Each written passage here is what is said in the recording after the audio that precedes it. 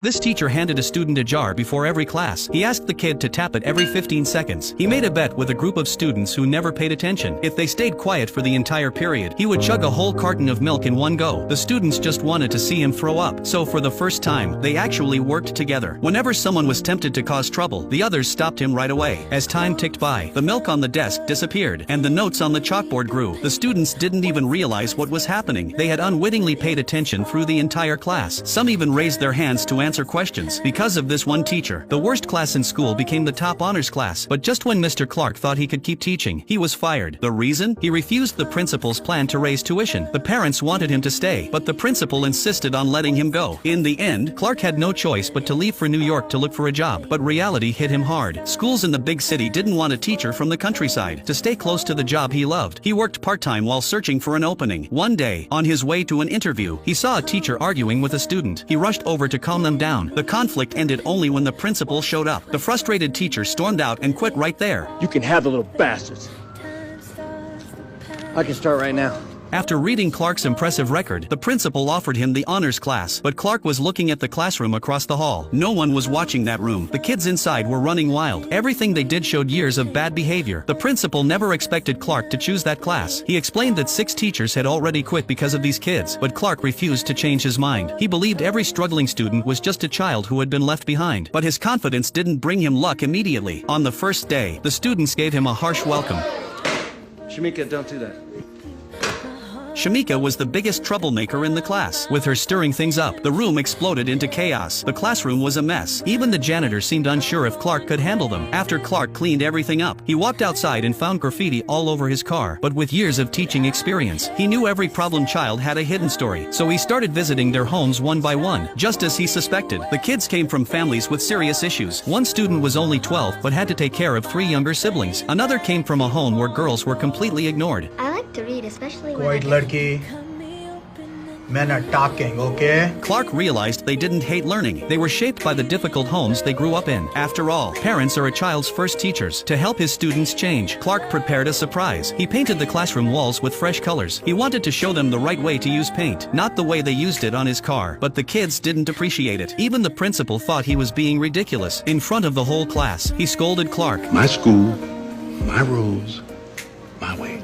Clark had little authority to begin with. Being humiliated made it even worse. Shamika didn't give him any respect either. She was having fun with her friends, but the moment she saw Clark, she walked away. Their rejection hit him hard. At lunch, his students charged into the cafeteria like wild horses. They were nothing like the orderly honors class next door. These bad habits ran deep. A female teacher told Clark that he could quit if it became too much, but Clark wasn't someone who quit easily. He set new rules for the class. First, we are a family. Second, we respect each other. Third, we line up before and after class. But the kids were used to doing whatever they wanted. They ignored him completely. As soon as the bell rang, they rushed to the door. But the door was locked. Clark had shut it before class ended. With no choice, they formed a line, annoyed and impatient. When Clark looked away, Shamika slipped to the front. Once he noticed, he stopped the whole line. He reminded them that rules matter. If one person breaks them, the whole family takes responsibility. Pressed by her classmates, Shamika backed up for the first time. She was irritated, but she went to the end of the line. To Clark, this was a major win. He thought things were finally improving. But on Monday, he walked into school full of hope only to realize he was wrong. Everything he had worked on was destroyed. The mess in the room showed how hard they were fighting against the rules. It crushed him. No one admitted what they had done. No one finished the homework he assigned. Shamika even turned around with a proud smirk and whispered to her friend. Her defiant attitude pushed Clark to the edge. He stormed out of the room and hurried out of the school. For the first time in his teaching career, he thought about giving up. He vented to his friend. He was a teacher who believed in rational education, yet a group of kids made him lose control. He began to doubt his good intentions. Maybe not every student could be saved, but his friend encouraged him not to give up on his ideals over a few setbacks. Trying something new might lead to unexpected results. His friend's words inspired him. He called in the student who loved playing cards. He played poker with him and used the game to teach. It prevented resistance and helped review math through small bets. What number multiplied by itself gives you 36?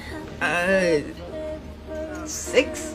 It's good. Clark became even more certain. These kids weren't unwilling to learn. They were smart. So during the break, Clark pushed forward with even more confidence. Clark asked Shamika to teach him how to jump rope. But what looked simple was not simple at all. He failed again and again. He fell more than once. But through his actions, he showed his students that effort always pays off. However, the principal didn't approve of any of this. He called Clark to his office and scolded him. He said Clark ignored the honors class to play with the worst class in school. He claimed Clark would ruin the school's reputation. Clark refused to back down. He made a bet with the principal. 6 months from now, during the graduation exam, every one of his students would pass. I don't see how this is possible. When Clark went back to class, he told the students about this impossible goal. He said being looked down on feels like being struck by darkness, but being struck by darkness only means you are the light. If you want a future of your own, come up and light a candle. One by one, the students stepped forward and lit their candles. In that moment, they truly believed Clark could bring them a miracle. History class was far too boring, so Clark turned the lessons into rap lyrics overnight. He used music to teach them and swept away the dullness of the subject. The students quickly followed his rhythm. Everyone was fully engaged. Even the honors class next door envied them. He also used his breaks to tutor the weakest student in the class, and his efforts paid off. In the monthly exams, 90% of his students earned an A+.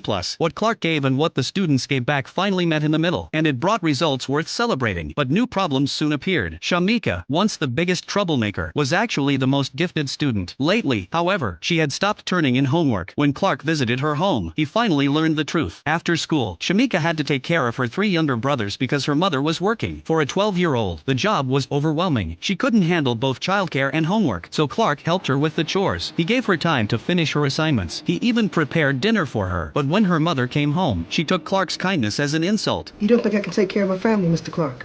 No. Yes. She went to the principal and accused Clark of interfering. She said ordinary people should live ordinary lives. School would not change the fate of a poor family. She threatened him, either expel Clark, or she would take her daughter to another school. Please don't fire Mr. Clark. He was just trying to help me, Mama. He was just trying to help. It's okay.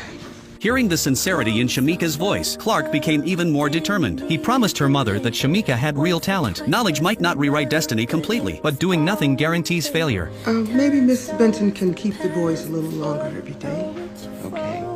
Clark kept working day after day, and the students grew to respect him more and more. Their grades improved with each passing week, but the long hours began to take a toll on him. The graduation exam was less than a month away. He couldn't walk away now. After pushing himself beyond his limit again and again, Clark finally collapsed. At first, the students thought he was joking, but when he didn't move, panic spread through the room. They watched the ambulance take him away. No one left the window. They had already come to see him as family. After the doctors examined him, they told him something shocking, a piece of news that could change his entire life. Want to know what happened next? Follow me. I'll update the story soon.